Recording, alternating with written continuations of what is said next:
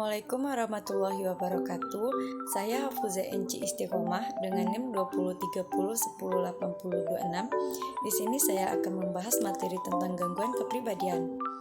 Bahwa yang banyak kita ketahui, seseorang yang mengalami gangguan kepribadian akan merasa kesulitan untuk berhubungan dengan orang lain.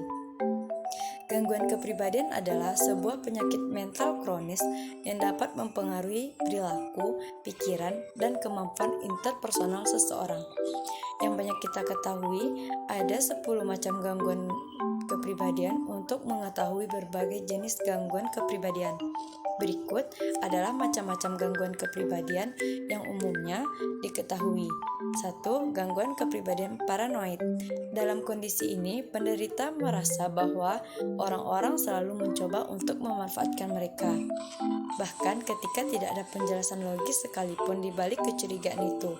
Penderita gangguan kepribadian ini bisa marah ketika seseorang mempertanyakan dirinya, atau tidak mau memberitahu seseorang mengenai diri mereka karena merasa akan dimanfaatkan. Semua ini membuat penderita gangguan kepribadian paranoid kesulitan untuk mempercayai orang lain dan membangun hubungan yang sehat. 2. Gangguan kepribadian skizoid. Penderita gangguan kepribadian skizoid kesulitan untuk mengekspresikan emosinya. Mereka hanya menunjukkan sedikit reaksi atau tidak sama sekali ketika seseorang meneriakinya atau ketika orang-orang memujinya. Hal ini membuat mereka sering dianggap dingin dan tidak ramah.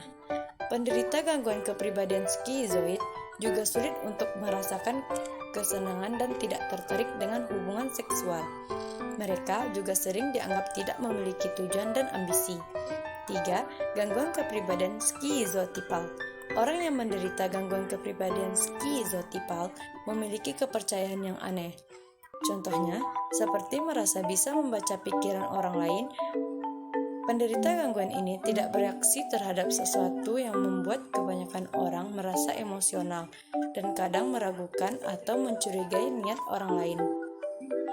Orang-orang mungkin tidak tahu bagaimana cara merespon ocehan dan percakapan yang tidak jelas dari penderita gangguan ini. Seseorang dengan gangguan kepribadian skizotipal dapat merasa sangat cemas saat berada di sekitar orang-orang selain keluarganya sendiri dan memilih untuk sendirian. 4. Gangguan kepribadian antisosial. Penderita gangguan kepribadian antisosial dapat membuat marah, menipu, atau memperlakukan orang lain dengan buruk untuk mendapatkan apa yang mereka mau.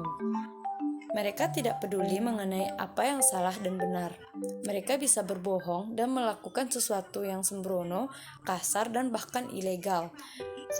Seseorang dengan gangguan ini tidak merasa menyesal ketika melukai orang lain dan juga rentan terhadap penyalahgunaan obat-obatan serta alkohol.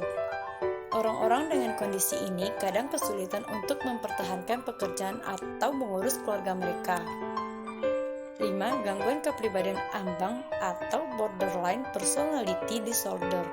Penderita gangguan kepribadian ambang memiliki perasaan yang kuat berupa amarah, kesedihan, dan kecemasan yang tiba-tiba berubah. Perasaan mereka dapat berubah secara ekstrim. Di suatu hari mereka menjadi teman yang baik dan di kemudian hari menjadi seseorang yang mengerikan. Seseorang dengan kepribadian ambang bertindak secara impulsif, seperti melakukan penyalahgunaan obat-obatan, menyetir ugal-ugalan, dan melakukan seks yang berisiko. Jika mereka tidak memiliki perasaan yang kuat mengenai dirinya sendiri. 6. Gangguan kepribadian histrionik.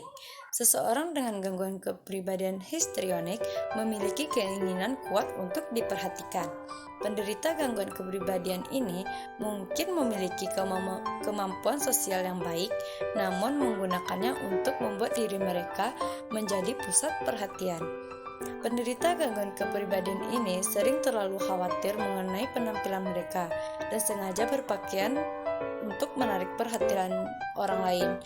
Seseorang dengan gangguan histrionik bertindak layaknya berada di panggung dengan emosi berlebihan dan cara bicara yang sering berubah-ubah. 7. Gangguan kepribadian narsis. Seseorang dengan gangguan kepribadian ini selalu ingin membuat mereka terlihat baik. bahkan jika harus melukai atau mengabaikan seseorang untuk melakukannya. Penderita gangguan kepribadian ini biasanya sering pamer atau pura-pura menjadi orang yang bukan dirinya. Mereka juga tidak mau mendengar pendapat orang lain, terutama jika mereka merasa yang lebih penting. Gangguan kepribadian narsis dapat membuat seseorang marah ketika tidak diperlakukan seperti yang mereka inginkan. Di dalam dirinya, mereka merasa tidak aman, terlalu sensitif, dan bisa mengamuk ketika dikritik. Penderita gangguan narsis bisa kemudian dan berdepresi ketika ada seseorang yang membuat mereka merasa terganggu. 8. Gangguan kepribadian menghindar. Gangguan kepribadian menghindar merupakan salah satu kelompok dari kondisi yang dinamakan gangguan kepribadian cemas, yang ditandai dengan perasaan gugup dan takut.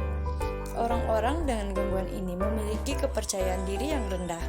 Mereka juga memiliki rasa yang takut yang luar biasa terhadap penolakan dan penilaian yang buruk dari orang lain. Perasaan-perasaan ini membuat mereka sangat tidak nyaman dalam berbagai situasi sosial, yang membuat mereka menghindari kontak dan kegiatan secara berkelompok. 9. Gangguan kepribadian obsesif kompulsif. Keinginan untuk mengontrol orang, pekerjaan, dan situasi berada pada inti gangguan ini. Perhatian terhadap peraturan, detail, dan ketertiban bisa menjadi ekstrim. Seseorang dengan gangguan kepribadian obsesif kompulsif sulit untuk bersantai dan merasa ingin melakukan segalanya sendiri. Mereka juga dapat menilai orang dengan buruk. Gangguan kepribadian obsesif kompulsif tidak sama dengan gangguan obsesif kompulsif, di mana pola dan pikiran-pikiran tak beralasan membuat seseorang untuk melakukan sesuatu secara berulang-ulang, seperti mencuci tangan terlalu banyak karena takut kuman. 10. Gangguan kepribadian dependen. Penderita gangguan kepribadian dependen bisa menjadi terlalu manja karena mereka benci berpisah dengan apa atau siapa yang paling dekat dengan dirinya. Mereka dapat merasakan ketakutan hebat ketika berpikir bahwa mereka dapat kehilangan seseorang yang mereka andalkan. Penderita gangguan kepribadian ini tidak dapat percaya diri dan tidak tertarik untuk mencoba hal baru. Keputusan sehari-hari pun dapat menjadi sulit karena mereka butuh persetujuan dari orang-orang lain. Ketika sebuah hubungan asmara berakhir, seseorang dengan gangguan kepribadian dependen seringkali langsung memulai hubungan yang baru. Bahayanya, mereka dapat memaklumi kekerasan dari seseorang hanya demi mempertahankan orang tersebut di sekitar mereka. Baiklah, itu materi dari saya. Sekian dari saya. Assalamualaikum.